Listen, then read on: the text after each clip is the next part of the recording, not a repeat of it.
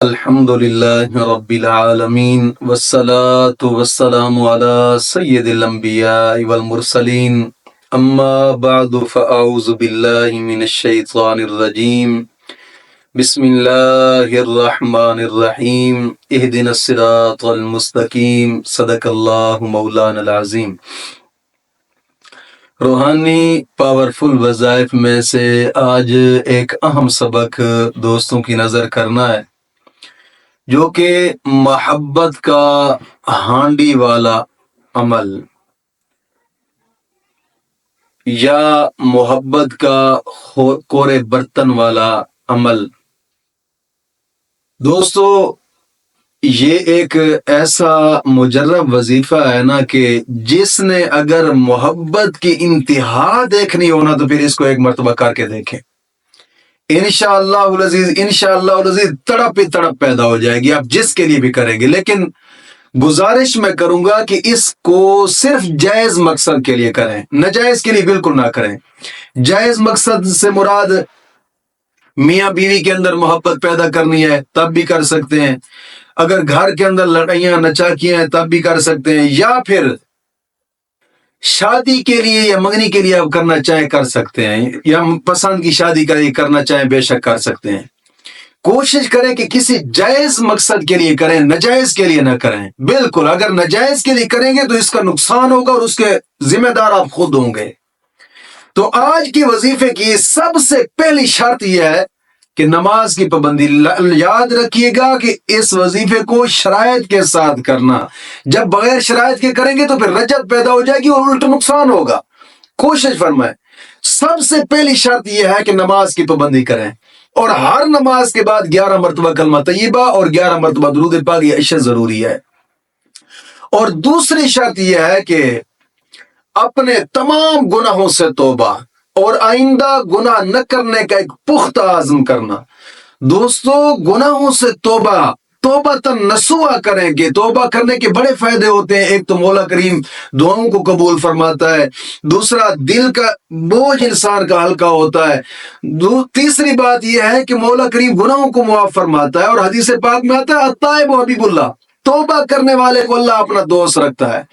کوشش فرمائیں کہ توبہ نصوحا کریں کہ آئندہ گناہ نہ کرنے کا ایک پختہ عزم ہو۔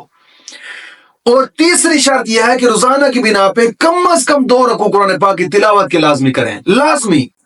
اور چوتھی شرط یہ ہے کہ آگے جو برتن ہو وہ برتن مٹی کا ہونا چاہیے، وہ ہانڈی ہو یا پھر چھوٹا سا ایک پیالہ بنا ہوا ہوتا ہے وہ لے لیں، مٹی کا برتن ہونا چاہیے۔ یہ چوتھی شرط ہے اس کی۔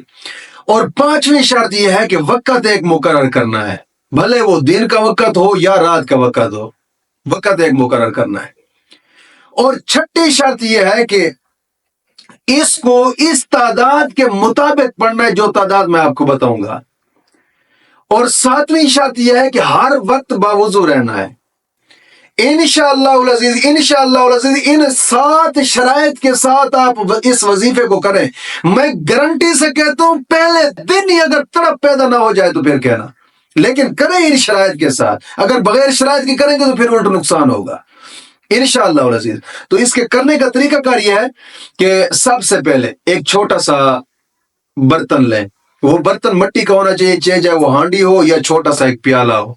وہ پیالہ لے کر اس پیالے کے اندر تھوڑا سا مٹی کا تیل ڈالیں، مٹی کا تیل ڈال کر پھر اس عبارت کو جو میں بتا رہا ہوں آپ کو سکرین پر بھی نظر آ رہی ہوگی، زیادت الحب حرک الحب یا بدو ہو، آگے اس کا نام لکھ دینا ہے۔